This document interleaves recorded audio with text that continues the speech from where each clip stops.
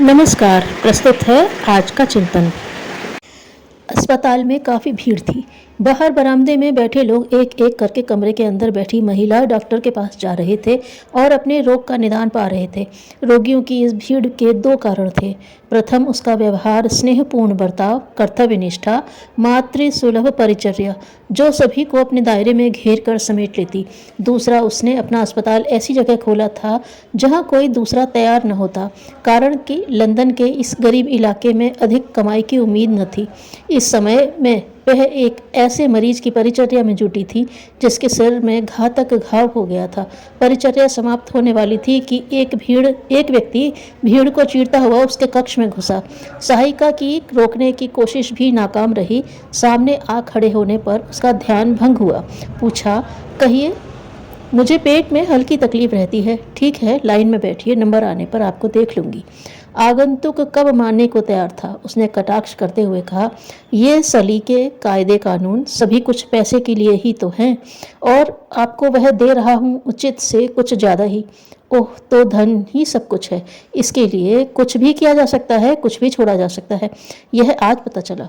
रोगी मरते हों तो मरे, किसी माँ की गोद सूनी हो, किसी युवती का सहारा छिने, किसी का भाई तड़प कर जान दे दे, कोई दुर्घटनाग्रस्त इलाज के अभाव में छटपटा कर जान दे दे। क्यों?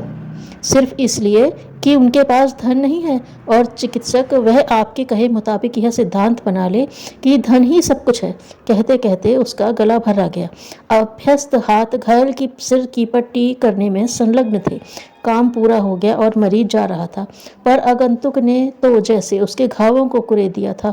कुछ रुककर वह फिर बोली, आहरी मनुष्यता, तूने ही दूसरों के कष्टों के लिए सूली की पीड़ा सहन करने वाले ईसा पैदा किए हैं।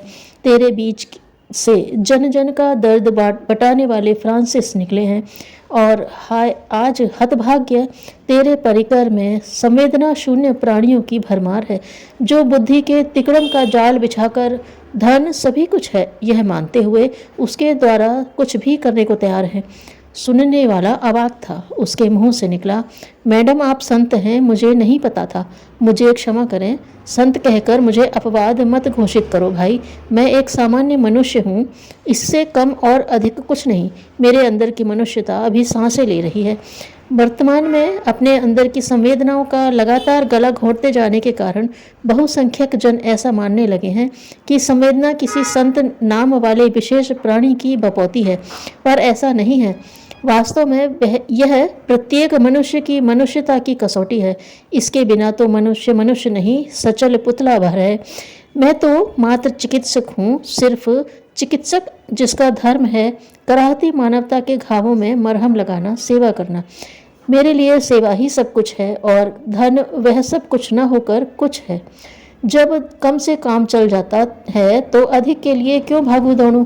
मैं तुम्हें लौटा तो नहीं सकती मित्र, कहते हुए उसने दबा दी, पर मैं फीस नहीं लूँगी। जब तुम्हें यह महसूस होने लगे कि सेवा ही सब कुछ है और धन कुछ है, उस समय आना और इस सेवा कार्य में जो बन पड़े सहायता देना।